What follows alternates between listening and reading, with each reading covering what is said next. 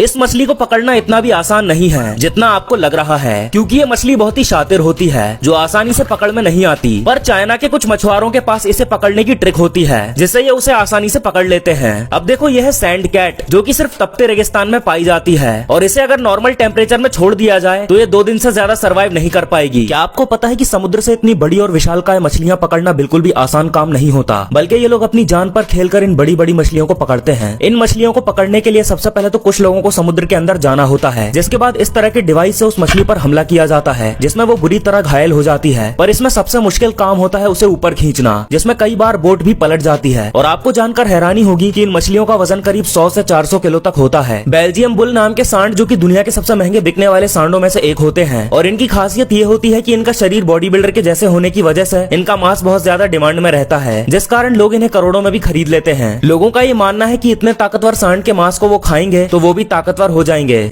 ये लोग समुद्र से जाल में फंसे हुए कछुए को बाहर निकालते हैं। जाल में फंसे होने के कारण ये कछुआ बहुत तड़प रहा था। ये मछलियों को पकड़ने वाला जाल इस कछुए से इतनी बुरी तरह से फंसा था कि उसे निकाल पाना आसान नहीं था। यहाँ तक कि ये जाल तो उसके गले में भी फंसा हुआ था, जिसे ये बंदा चाकू की मदद से काट कर निकाल देता है। फिर थोड़ी देर बाद ये कछुआ जाल से आजाद हो जाता है और ये लोग उसे वापस पानी में छोड़ देते हैं। ये समुद्र में पाए जाने वाला एक जीव है। अब आप लोग इसका नाम कमेंट करके बताओ। देखो, जिराफ जब मस्ती के मूड में होते हैं तो वो इस तरह से अपनी गर्दन से लड़ाई करते हैं, जिन्हें देखकर आप ये अंदाजा लगा सकते हैं कि जिराफ खेलने और मस्ती करने मूड में है। हमिंग बर्ड नाम का ये छोटा सा पक्षी जब भी अपनी गर्दन हिलाता है तो इसका कलर चेंज होता है, जो देखने में बहुत ही खूबसूरत लगता है। देखो, ये है ब्लैक रेसर स्नेक, जो कि बहुत ही ज्यादा रेयर है, और जब ये सांप इस व्यक्ति को दिखता है तो ये तुरंत ही उसे पकड़ लेता है। देखो, वेस्टर्न ऑस्ट्रेलिया में पाए जाने वाले रॉक लॉबस्टर का आकार काफी बड़ा होता है, और क्योंकि ये एक तरह का सी फूड है इसीलिए लोग इसे जिंदा ही पकड़कर बेचते हैं। और आपकी जानकारी के लिए बता दूं कि जापान में तो इसे ऐसे ही बिना पकाए कच्चा ही खाया जाता है। एक बॉक्स जेलीफिश जब अपने बच्चों को जन्म देती है तो वो कुछ इस तरह से उन्हें अपनी बॉडी से चिपका लेती है ताकि वो दूसरे समुद्री जीवों से सुरक्षित रहें।